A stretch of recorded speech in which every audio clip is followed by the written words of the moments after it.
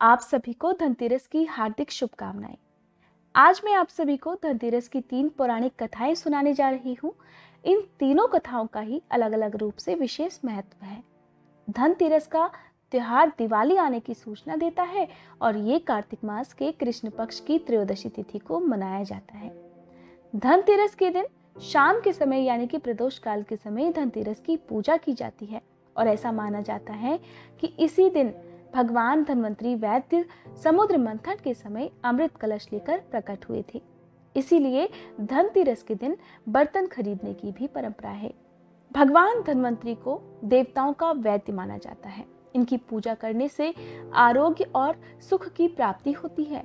धन्वंतरी को भगवान विष्णु का अंशावतार माना जाता है और संसार में चिकित्सा विज्ञान के विस्तार और प्रसार के लिए ही भगवान विष्णु ने धन्वंतरी का अवतार धारण किया था।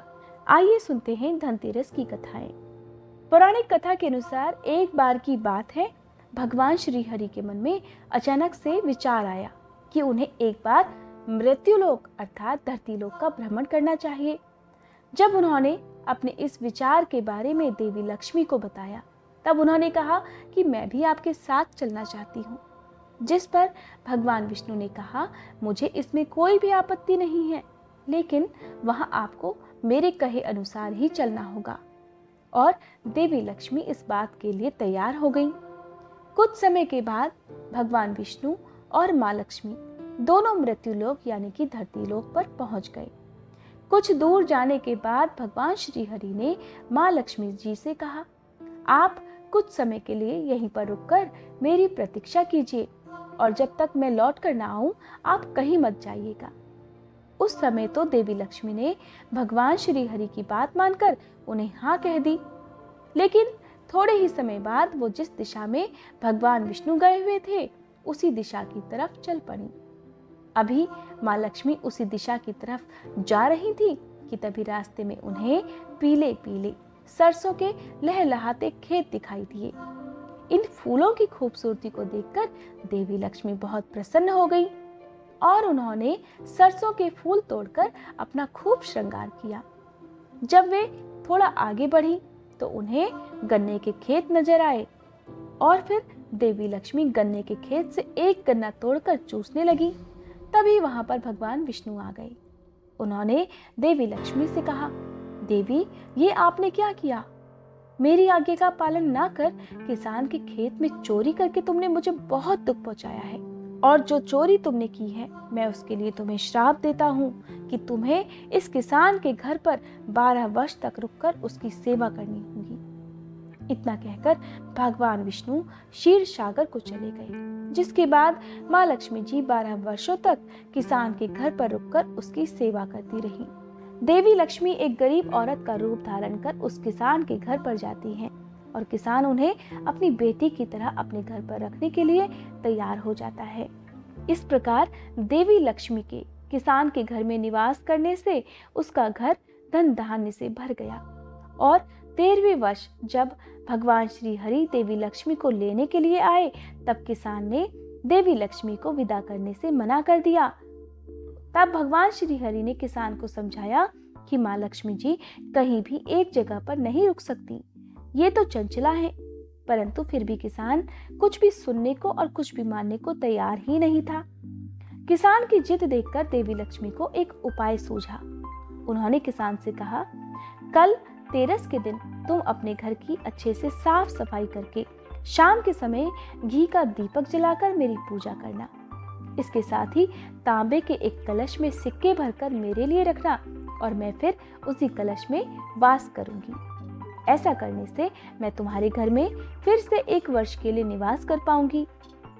तब देवी लक्ष्मी के कहे अनुसार किसान ने ठीक वैसे ही किया और इस प्रकार किसान के घर में धन धान्य दोबारा लौट आया, जिसके बाद वह हर वर्ष तेरस के दिन माँ लक्ष्मी जी की पूजा विधि विधान से करने लगा, जिसके प्रभाव से उसके घर में देवी लक्ष्मी का वास हो गया।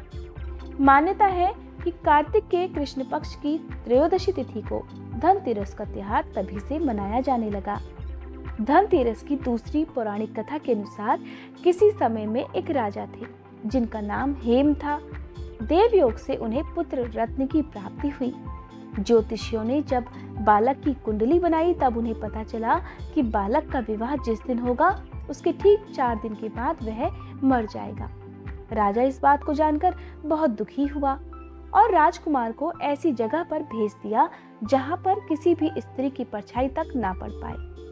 दैवयोग से एक दिन एक राजकुमारी उधर से गुजरी और दोनों ने एक दूसरे को देखा और देखकर एक दूसरे पर मोहित हो गए और उन्होंने गंधर्व विवाह कर लिया। विवाह के पश्चात विधि का विधान सामने आ गया और विवाह के ठीक 4 दिन बाद यमदूत उस राजकुमार के प्राण लेने के लिए पहुंच गए। जब यमदूत राजकुमार के प्राण लेकर जा रहे थे उसी वक्त नवविवाहिता उसकी पत्नी का विलाप सुनकर उनका हृदय भी द्रवित हो उठा, परंतु विधि के अनुसार उन्हें तो अपना कार्य करना ही था। यमराज को जब यमदूत कह रहे थे उसी वक्त उनमें से एक ने यम देवता से विनती की, हे यमराज, क्या कोई ऐसा उपाय नहीं है जिससे मनुष्य अकाल मृत्यु से दूर हो जाए?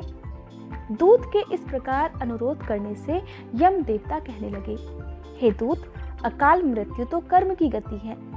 इससे मुक्ति का एक आसान सा उपाय मैं तुम्हें बताता हूँ, सो सुनो। कार्तिक मास के कृष्ण पक्ष की त्रयोदशी तिथि को रात के समय जो प्राणी मेरे नाम से पूजा करके और दीप प्रज्वलित करके दक्षिण दिशा की तरफ भेंट करता है उसे अकाल मृत्यु का भय नहीं रहता। और यही कारण है कि धनतेरस की रात को लोग घर से बाहर दक्षिण दिशा की तरफ मुंह करके दीप जलाकर रखते हैं। मान्यता है कि इस दिन यम देवता की पूजा करने से और जो दीप जलाया जाता है जिसे यम दिया कहते हैं, घर परिवार में किसी की भी अकाल मृत्यु नहीं होती। धनतेरस के दिन माँ लक्ष्मी जी और धनवंतरी भगवान के अलावा कुबेर देवता की भी पूजा की जाती है। और कुबेर देवता की कथा के अनुसार पूर्व जन्म में कुबेर भगवान एक गुणनिधि नाम के गरीब ब्राह्मण हुआ करते थे। बचपन में उन्होंने अपने पिता से धर्मशास्त्र की शिक्षा प्राप्त की, लेकिन गलत संगत में आने के कारण उन्हें जुआ खेलने और चोरी की लत लग गई। गुणनिधि की इन हरकतों से परेशान होकर उनके पिता ने एक दिन उन्हें घर से बाहर निकाल दिया। घर से निकाले जाने के बाद उनकी हालत बहुत दयनीय हो गई और वो घर घर जाकर लोगों से भोजन मांगने लगे। एक दिन की बात है, गुणनिधि भोजन की तलाश में गांव-गांव भटक रहे थे, लेकिन उस दिन उन्हें किसी ने भी भोजन नहीं दिया। इसके बाद गुणनिधि भूख और प्यास से व्याकुल हो गए। भूख और प्यास के कारण गुणनिधि भटकते भटकते जंगल की ओर निकल पड़े। जंगल में पहुंचने पर उन्हें कुछ ब्राह्मण भोग की सामग्री ले जाते हुए दिखाई दिए। भोग की सामग्री को देखकर गुणनिधि की भूख और भी ज्यादा बढ़ गई और खाने के लालच में वो ब्राह्मणों के पीछे पीछे चल दिए। ब्राह्मणों का पीछा करते करते गुणनिधि एक शिवालय में अर्थात शिव जी के मंदिर में आ पहुंचे, जहां उन्होंने देखा कि ब्राह्मण भगवान शिव जी की पूजा कर रहे थे और भगवान शिव को भोग अर्पित कर रहे थे। इस प्रकार वे ब्राह्मण भोग अर्पित करने के साथ ही भजन कीर्तन में मगन हो गए। गुणनिधि मंदिर में जाकर भोजन चुराने की ताक में बैठ गए।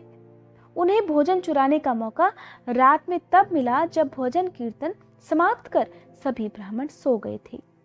तब गुणनिधि चुपके दबे पांव भगवान शिव की प्रतिमा के पास जा पहुंचे, लेकिन वहां पर तो इतना अंधेरा था कि उन्हें कुछ भी नजर नहीं आया। इसलिए उन्होंने एक दीपक जलाया, लेकिन वह दीपक हवा के कारण बुझ गया और यह क्रम बार बार चलता रहा। थोड़ी ही देर में वहां से भोग प्रसाद चुराकर भागने की वो कोशिश करने लगे। भागते समय एक ब्राह्मण ने उन्हें देख लिया और चोर चोर कहकर चिल्लाने लगा। गुणनिधि वहां से जान बचाकर भाग निकले, लेकिन वह नगर के रक्षकों का निशाना बन गए।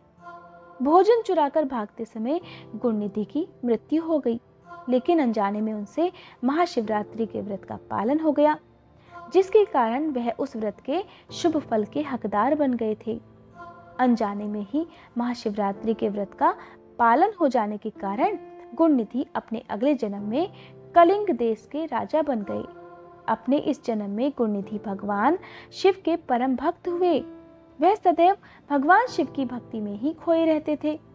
और उनकी इस कठिन तपस्या और साधना और भक्ति को देखकर भगवान शिव उन पर प्रसन्न हुए। भगवान शिव की ही माया थी जिसके कारण एक गरीब ब्राह्मण धन के देवता कुबेर कहलाए और संसार में पूजनीय बन गए। तब भगवान शिव ने उन्हें आशीर्वाद दिया कि धन त्रयोदशी तिथि अर्थात धनतेरस के दिन उनकी पूजा किए बिना धनतेरस की पूजा सफल नहीं मानी जाएगी।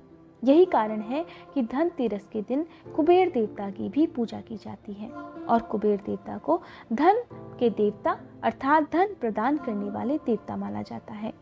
जो भी व्यक्ति सच्चे मन से कुबेर देवता की पूजा करता है उनके घर में धन के भंडार भरे रहते हैं। आज की ये कथाएं आपको कैसी लगी कमेंट बॉक्स में मुझे जरूर बताइएगा।